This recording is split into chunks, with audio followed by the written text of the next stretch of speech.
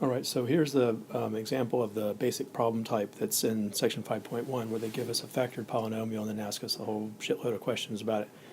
And so, anyway, so let's just do it. So, so the first thing it asks is for the real zeros. Remember, a zero of a function means a number that you plug in that makes the function zero. And so, in other words, it's an input that gives you an output of zero. In other words, an x-coordinate gives you a y-coordinate of zero. So the idea of finding zeros is exactly the same as the idea of finding x-intercepts. So what I'm trying to do to find zeros is figure out where the function's equal to zero. Since it's already factored, I know that that happens when the factors are zero. So the only way that x minus 7 times x plus 2 squared could be 0 is if x minus 7 is 0 or x plus 2 is 0, which means that x is 7 or x is negative 2. So it wants 7 and negative 2 using a comma to separate them. So put 7 comma negative 2 into that box, and that should be right. Let's see if that's, yeah, sure it is. What is the multiplicity of the rightmost real zero? Well, so it's going to refer to left and right here because it doesn't have a better way to tell you which one it's talking about.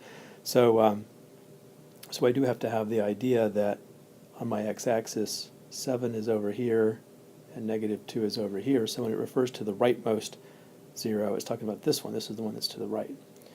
So the multiplicity of that zero, well, that's just the power of the factor that gave us that answer.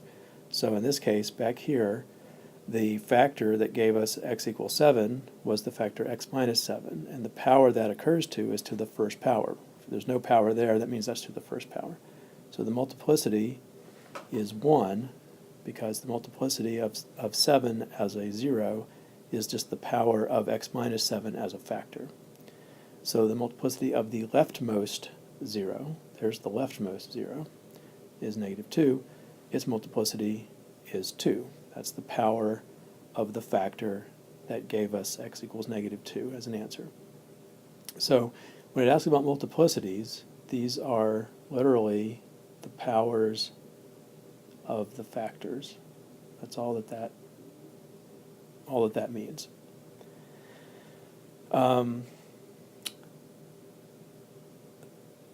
The graph, what is that asking? The graph blank, touches or crosses, right? I forgot what the question was. So we want to know touches or crosses. That just means whether these numbers are odd or even. So 1 is odd, 2 is even. And so when you have an odd multiplicity, you're crossing.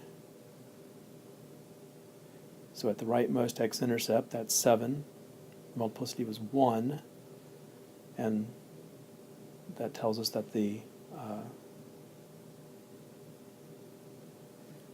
behavior of the graph is that it crosses the x-axis at x equals 7.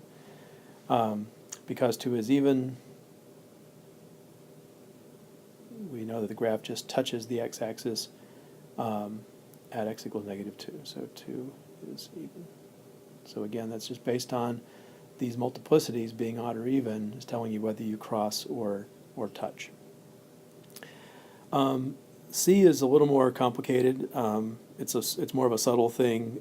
We can actually not only say whether the thing crosses or touches, but we can actually say what the equation of the curve looks like at that point. And the way we do that, so this is near the rightmost x-intercepts. Remember, that's x equals 7.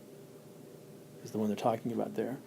The way I can get that is I can just make myself a function, so I'll just use y equals, so I don't confuse myself about f and g. What I can do is write y equals, and then in the original definition of f of x, put 7 in place of x. And this is the subtle thing, put 7 for x, but only in the places that do not correspond to the factor that made 7 a 0. So in other words, I'm going to leave the x minus 7 the way it is. So So the factor of x minus 7, whatever that is, even if it were to the cube or fifth or fourth or whatever power, there's going to be a factor that 7 makes equal to 0, right? And so we leave that factor alone, and I'm going to put 7 in everywhere else for x.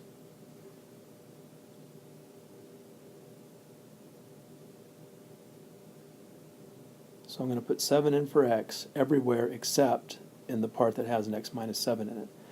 So that's going to give me minus 3 times x minus 7, and then 7 plus 2 squared is 18. So I'm going to have, no it's not, it's 81. So I'll have negative 3 times 81, which is negative 243, times x minus 7.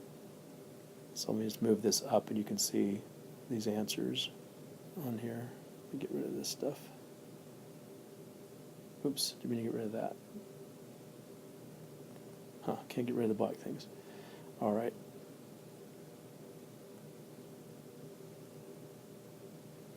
So I'll leave those on there. Anyway, so we can see that that's what happened here. So negative 243 x minus 7. And so what that's doing is it's describing to us exactly the way the graph looks at x equals 7. So at 7, we know that the graph just crosses, but it actually crosses as looks like a straight line, very steep. Negative means going down, very steep slope of negative 243. So that's what the graph of this overall function looks like at x equals 7. It looks exactly like that line. For those of you who've had some calculus, this is the idea of a tangent line that we use a lot. Here we're using it in a special case that's at the x-intercept, but one of the things we do in calculus is learn how to figure out this idea of the shape of the graph at a particular point, no matter where you look on the graph. At the other x-intercept, we can play the same game. So the other x-intercept is at negative 2, and so I can do the same thing with that. I can say y equals, and I'm going to put negative 2 in for x everywhere except in the expression in the factor that has an x plus 2. So I'll have negative 3. I'm going to put negative 2 in for x in the x minus 7 part, and I'm going to leave the x plus 2 squared part alone. So I've put negative 2 in for x in everywhere except the x plus 2 term. So that'll be y equals negative 3 times negative 9 is 27 x plus 2 squared.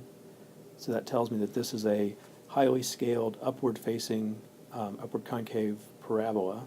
So at x equals 2, I'm sorry, at x equals negative 2, my graph looks exactly like this parabola, which looks like that.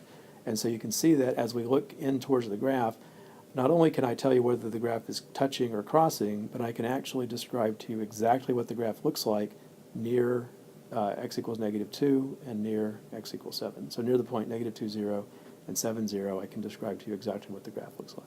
But it is sort of a weird thing. You're putting in the 0 for x, but you're putting it in everywhere in the equation except into the factor that that 0 makes 0.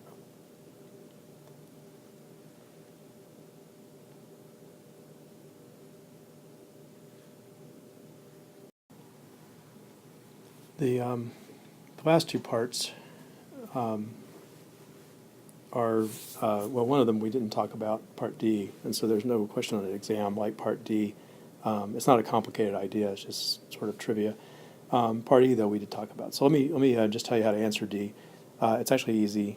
Let me write the function again, in case we forgot. So f of x was minus 3 x minus 7, I think. Anyway, the maximum number of turning points and we've talked about what turning points meant. Those are basically extreme values, right? Those are extrema. A turning point is where a graph changes from going up to going down, or going down to going up. So they're calling them turning points, but we also called them local extrema before. So I'm not sure why they decided to use a different name in this section, but whatever.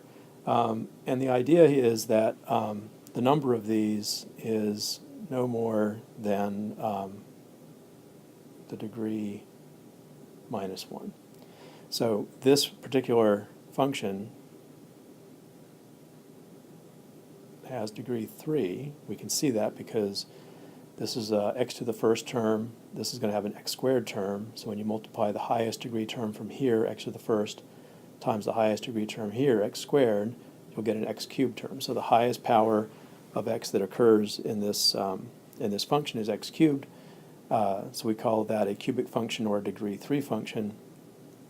So the number of turning points is no more than 2. No degree 3 polynomial can have more than 2 local extrema. So the number of turning points is no more than, well, it's always less than the degree. So if you have degree 3, you can only have at most 2 turning points. You may not have 2, you may have none actually, but you certainly can't have any more than 2 with a third degree polynomial. So it's not a hard question to answer, it's just based on the degree, but again, it's a bit of sort of trivia that I will not include on an exam.